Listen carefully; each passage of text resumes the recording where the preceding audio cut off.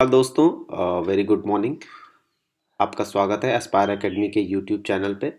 आज हम अपना डेली 5 क्वेश्चन सीरीज़ का नेक्स्ट सेक्शन लेके आ गए हैं और आज फिर से हम 5 क्वेश्चंस अटेम्प्ट करेंगे। तो बिना without delay let's start. First question, राष्ट्रपति संविधान के किस अनुच्छेद के अंतर्गत अध्यादेश जारी कर सकता है? ऑप्शन ए अनुच्छेद 74, ऑप्शन बी अनुच्छेद 78, ऑप्शन सी अनुच्छेद 123 एंड ऑप्शन डी अनुच्छेद 124। अटेम्प्ट करते हैं इसको। आंसर देखते हैं। तो सही आंसर है ऑप्शन सी आर्टिकल 123। तो हमें पता है कि जब भी सदन सेशन में नहीं होता है तो राष्ट्रपति अगर ज़रूरत पड़ने पर अध्यादेश जारी कर सकता है। एक कानून की तरह ही यह कार्य करता है और इसके लिए जो प्रोविजनिंग है वो संविधान के आर्टिकल 123 में की गई है। कमेंट करके बताइए कि राज्यपाल को किस आर्टिकल के अंतर्गत अध्यादेश जारी करने का आदेश दिया गया है जो कि राज्यों में लागू होता है।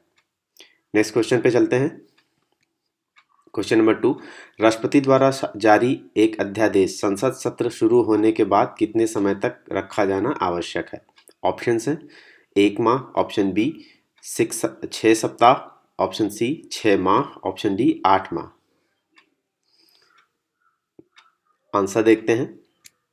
तो सही आंसर है ऑप्शन बी 6 सप्ताह। जैसा कि मैंने पहले ही बताया कि जब भी कभी सेशन नहीं चल रहा होता है और कोई ज़रूरत पड़ जाती है, जैसे कोरोना काल में भी कुछ नए अध्यादेश लाए गए थे ज़रूरत पड़ने पर, तो राष्ट्रपति अपने अपने विवेक के आधार पर सरकार द्वारा जो भी रिकमेंडेशन होती है उसके बेसिस पे अध्यादेश जारी कर सकता है, जो कि सदन जब भी सदन की नकली मीटिंग होती है उसके द्वारा अप्रूव करना ज़रूरी होता है। और यह समय सीमा जो है 6 सप्ताह की दी गई है कि अगर जब भी सदन शुरू होता है तो 6 सप्ताह के अंदर उसको रखा जाना चाहिए सदन में और सदन को उसे अप्रूव करना चाहिए, अदरवाइज़ वो लैप्स हो जाता है। अच्छा, एक चीज़ और इसमें इम्पॉर्टेंट है कि राष्ट्रपति कभी भी अध्यादेश को वापस ले सकता है। तो केंद्र में जो राष्ट्रपति अध्यादेश जारी करता है वो पूरे देश में लागू हो जाता है और जो किसी पर्टिकुलर राज्य में वहाँ का गवर्नर या राज्यपाल जारी करता है वो उस राज्य तक सीमित रहता है। मगर दोनों में 6 सप्ताह है, सदन की पहली मीटिंग से 6 सप्ताह के अंदर उसे अप्रूवल हो जाना चाहिए, अदरवाइज वो लैप्स हो जाता है। ठीक है, नेक्स्ट क्वेश्चन देखते हैं। राष्ट्रपति अपनी क्षमादान शक्ति का प्रयोग निम्न में से किस प्रकार के दंड मामले में कर सकता है? नंबर ए मृत्युदंड, नंबर बी सैन्य अदालत द्वारा दिए गए दंड, नंबर सी ऐसे मामलों में दिए गए दंड पर जो संघीय कार्यपालिका के क्षेत्र के अंतर्गत आते हों, ऑप्शन डी उपरोक्त सभी। अटेम्प्ट करेंगे इसको। अक्सर इस तरीके के क्वेश्चन एग्जाम में पूछे जाते हैं। सही ऑप्शन है डी, ऑप्शन डी उपरोक्त सभी। तो जितने भी ऑप्शंस मेंशन है ये सारे तरीके के जो भी क्षमा मामले होते हैं इनमें राष्ट्रपति अपनी क्षमादान की शक्ति यूज कर सकता है। तो चाहे वो मृत्युदंड हो या किसी सैनिक अदालत द्वारा दिया गया दंड हो या जो भी कार्यपालिका के क्षेत्राधिकार में भारत में किसी भी न्यायालय द्वारा कोई भी अगर दंड दिया जाता है तो राष्ट्रपति उसमें अपना क्षमादान की जो शक्ति है उसका प्रयोग कर सकता है। अगला क्वेश्चन देखते हैं। क्वेश्चन नंबर 4, लोकसभा द्वारा पारित विधेयक यदि राष्ट्रपति लोकसभा को पुनर्विचार के लिए लौटाता है और लोकसभा उसे पूर्वतः पास करके राष्ट्रपति के पास भेज देती है तो राष्ट्रपति विधेयक को ऑप्शन ए पुनः लौटा सकता है, ऑप्शन बी पुनः स्पष्टीकरण मांग सकता है, ऑप्शन सी अनुमति देता है, ऑप्शन डी सुप्रीम कोर्ट की अनुमति लेता है। अटेम्प्ट करेंगे इसको।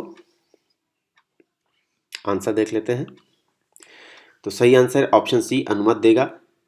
जब भी कभी कोई विधेयक राष्ट्रपति के पास पारित होकर जाता है तो राष्ट्रपति को यह पावर होती है उसे एक्सेप्ट कर ले या फिर उसको उस पर कोई एक्शन न ले और राष्ट्रपति कभी कभी उसे पुनर्विचार के लिए वापस लौटा सकता है। तो अगर वो वही विधेयक पूर्ववत मतलब कि उसको बिना किसी अमेंडमेंट के फिर से राष्ट्रपति के पास भेज दिया जाता है तो ये राष्ट्रपति की मजबूरी होती है, क्योंकि हमारे संविधान में कहा गया है कि राष्ट्रपति जो है मंत्रिपरिषद और संसद की सलाह पर कार्य करता है। तो अगर दोबारा से उस किसी विधेयक को बिना किसी परिवर्तन के पूर्वतः उसको वैसे ही भेज दिया जाता है, तो यह राष्ट्रपति उस पर अनुमति देने के लिए बाध्य हो जाता है, उसको वापस नहीं लौटा सकता। अच्छा, कमेंट करके बताइए कि ऐसे किस प्रकार के विधेयक हैं जिनको राष्ट्रपति को अनुमति फर्स्ट टाइम में ही अनुमति देना जो है आवश्यक होता है, उसे वह पुनर्विचार के लिए वापस नहीं भेज सकता। नेक्स्ट क्वेश्चन पे आ जाते हैं। नेक्स्ट क्वेश्चन है, राष्ट्रपति के निर्वाचन में राज्य का मुख्यमंत्री मतदान के लिए पात्र नहीं होता है यदि ऑप्शन ए वह स्वयं प्रत्याशी होता है, ऑप्शन बी उसे राज्य विधानमंडल के निचले सदस्य में बहुमत सिद्ध करना हो, ऑप्शन सी वह राज्य विधानमंडल के उच्च सदन का सदस्य हो, ऑप्शन डी वह काम चलाऊ रूप से मुख्यमंत्री नियुक्त हो। अटेम्प्ट करेंगे इसको। सही आंसर देख लेते हैं। सही आंसर है ऑप्शन सी, वह राज्य के विधानमंडल में उच्च सदन का सदस्य हो। जैसा कि हमें पता है, राष्ट्रपति का जो निर्वाचन होता है उसके लिए एक विशेष ग्रुप होता है जिसको ही केवल मतदान करने का अधिकार होता है। उसमें जो हमारा केंद्र होता है वहाँ की लोकसभा और राज्यसभा के जो भी चयनित सदस्य होते हैं, इलेक्टेड मेंबर्स होते हैं, जो मनोनीत किए जाते हैं, उन्हें राष्ट्रपति के चुनाव में वोट देने का अधिकार नहीं होता है। तो जो भी इलेक्टेड मेंबर्स होते हैं संसद के, प्लस राज्यों की जो विधान सभाएं होती हैं, कई सारे राज्य हैं जहाँ पे विधानसभा भी है और विधान परिषद भी है, तो विधान परिषद के जो मेंबर्स होते हैं उनको जो है इलेक्शन में राष्ट्रपति के पार्टिसिपेट करने का राइट नहीं होता है। तो अगर जो प्रधान मुख्यमंत्री है किसी भी राज्य का, वो विधान परिषद का भी सदस्य हो सकता है, और विधानसभा का भी। तो अगर कहीं पे मुख्यमंत्री जो है विधानमंडल का सदस्य हो, यानी कि विधानमंडल के उच्च सदन का सदस्य हो, जैसे कि विधान परिषद का सदस्य हो, तो वह राष्ट्रपति के इलेक्शन में चुनाव नहीं लड़ सकता है, क्योंकि वह राष्ट्रपति के जो इलेक्टोरल कोलाज होता है उसमें नहीं आता है। ठीक है, तो ये आज के हमारे 5 क्वेश्चंस हैं। आशा है आपको यूज़फुल रहे होंगे। आप हमारे टेलीग्राम चैनल पर जुड़ सकते हैं हमसे @GS with सचिन, और जो हमारा फेसबुक पेज है उसको भी लाइक कर सकते हैं। टेलीग्राम से जुड़ने के लिए टेलीग्राम पर जाएंगे, वहाँ पे @ लगा के GS with सचिन सर्च करेंगे तो एस्पायर एकेडमी का लोगो आपको आएगा, और वहाँ से आप ज्वाइन कर सकते हैं हमारा टेलीग्राम चैनल। बहुत सारी इंपॉर्टेंट इन्फॉर्मेशन टेलीग्राम चैनल पे हम डेली का डेली भेजते रहते हैं।